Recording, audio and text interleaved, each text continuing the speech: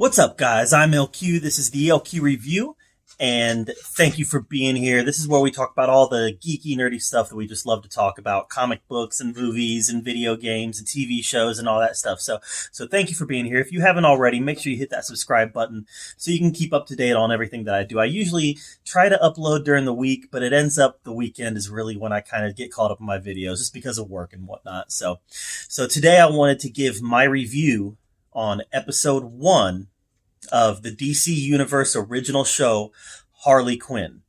I'm a huge Harley Quinn fan. I love the work Amanda Connor's done with the property since Volume 2. We're in Volume 3 right now. Gosh, I think we're like 70 plus issues into Volume 3. And I just love the comic. Ever since Volume 2 and Volume 3, it's been really irreverent, really wacky, in continuity, but not really. There's been some crossovers, like she's crossing over with Year of the Villain right now, but it's still been really separated from what's going on in Year of the Villain. So if you want to see Harley Quinn kind of really in continuity, you need to get with the Suicide Squad stuff, because her solo book is, like I said, it's in continuity, but it's really removed from what's happening in the DC universe, and it takes a lot of liberties with what's happening in the DC universe, and it does it frequently. But it's a great comic book. Like I said, it's really wacky. It's very kind of Looney Tunes-ish, and just kind of just out there in terms of storytelling, art, characters.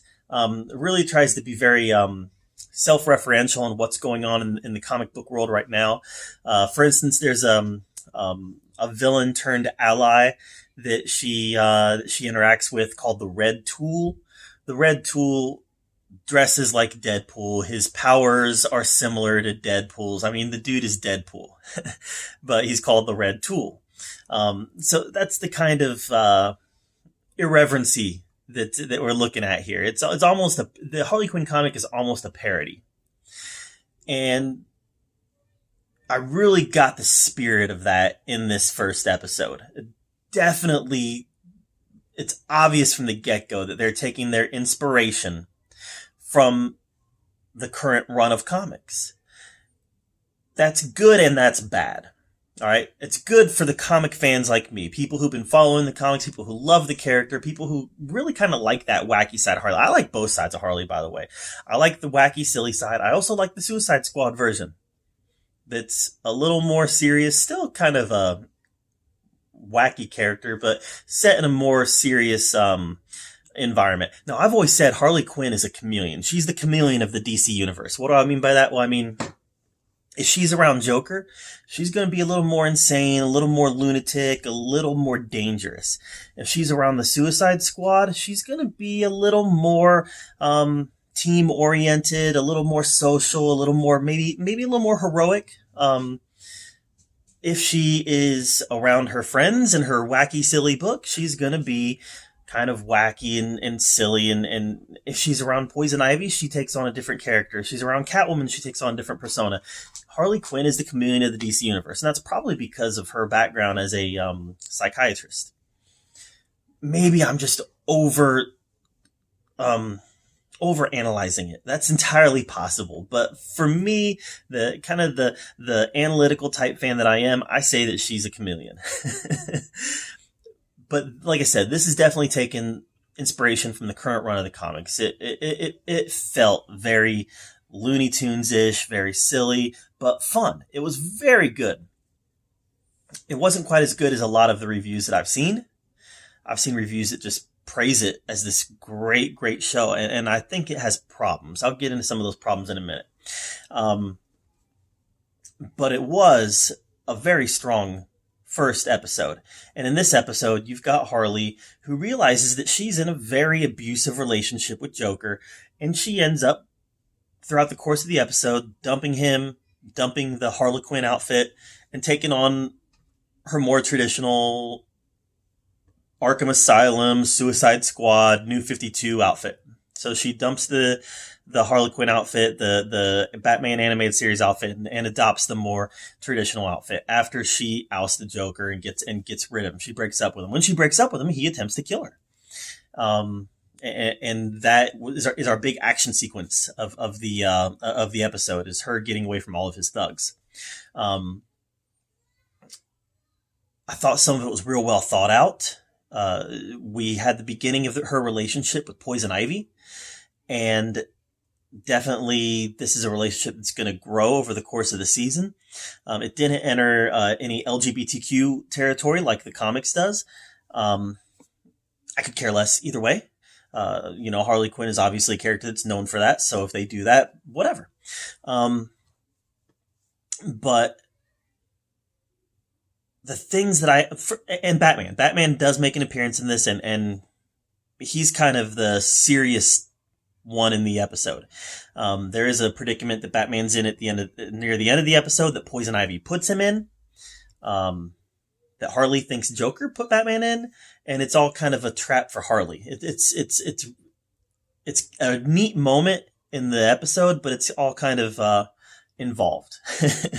So Batman does have a presence in this episode. He's in the beginning, he's in the end.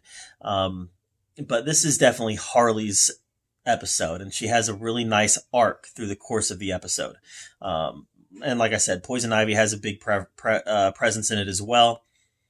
Harley and Poison Ivy, they're just known, they're like peanut butter and jelly in the comics now. So we knew that Poison Ivy was going to have a big role in this.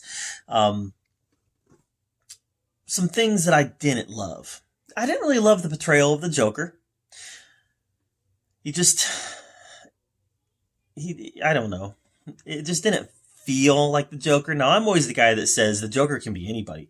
I think Jared Leto's portrayal was the Joker. I think Jack Nicholson's portrayal was the Joker. Joaquin Phoenix's portrayal was the Joker. Heath Ledger's portrayal was the Joker. Cesar Romero's portrayal was the Joker. The Joker is perhaps the most malleable character in comics. He can be almost anything.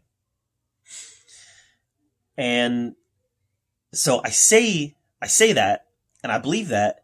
And in this episode, I don't know. It just all felt some of the comedy involving the Joker felt very forced to me.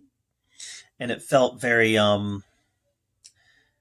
shock value. Ooh, we have an adult themed Harley Quinn show. We can say the F word. We can cuss. We can show blood. Let's throw as much of it into the first 5 minutes as we can. And that's really what it felt like to me, was that they were trying to force this in. When Harley Quinn pops on that screen and she says her first F word, it kind of threw me back a little bit. It is animated. That might have contributed to it. But as adult as the Harley Quinn comic is, and it is a comic meant for adults, clearly, with some of the material in there, I never felt like it was a character that had to go to that R-rated place. And we're firmly into an R-rated zone now. It also threw me off a little bit to hear Kaylee Cuoco's voice throwing the F-bombs, because I know her from The Big Bang Theory, and it's clearly her. That is her voice. And you close your eyes and you hear the voice, and you're like, that's Kaylee Cuoco. So it kind of threw me off a little bit hearing her say the F word, but I got used to it, and that's probably because they say it so many times in the course of the episode. We get it, guys. This is an adult show. You can say the F word. You said it, but they keep saying it. So it kind of threw me off a little bit. But whatever. I'm fine with it. My biggest problem with this episode was definitely Commissioner Gordon. I don't know why I don't know what that portrayal was all about. Basically, they portrayed him as a drunk lunatic, like an alcoholic who working under the pressures of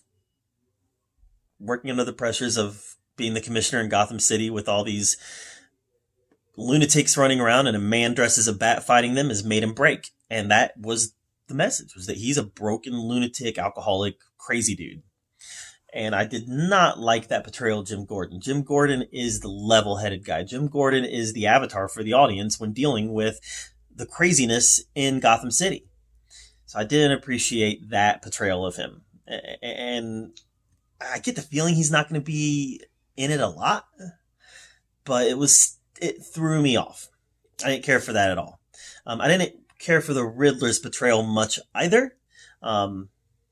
I don't know. It was a rather original portrayal of the Riddler. I think it was probably they probably took the inspiration for this version of the Riddler mostly from the Arkham games, but it felt very original and I didn't really care for the portrayal. But that's neither here nor now. The Riddler does have a fairly big role in this episode.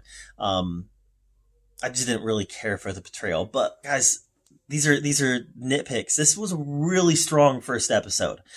Like I said, I've heard some rave reviews and I'm not exactly raving yet, but I'm saying it was good. It was good, and I can't wait to see more. So I'll have review for episode 2 up next weekend. It'll premiere Friday. I'll get to my review on Friday or Saturday. But I'm really anxious to see episode 2. It's got me hooked. I want to see more, and I want to see where they're going to take it next, because clearly they're showing love, notwithstanding Jim Gordon. They're showing love to the source material. So give me more of it. Give me more of it. Give me more of it. This was great. So have you seen Harley Quinn episode 1? If so, let me know what you think of it in the comments down below. I'd love to hear your comments on it. I'd also love to hear your comments if you're just not interested, if you haven't seen it because you're just not interested in it. Let me know that as well. And thank you guys for being here at the LQ Review, where we talk about all of the geeky, nerdy stuff we love to talk about. And until next time, we'll see you later.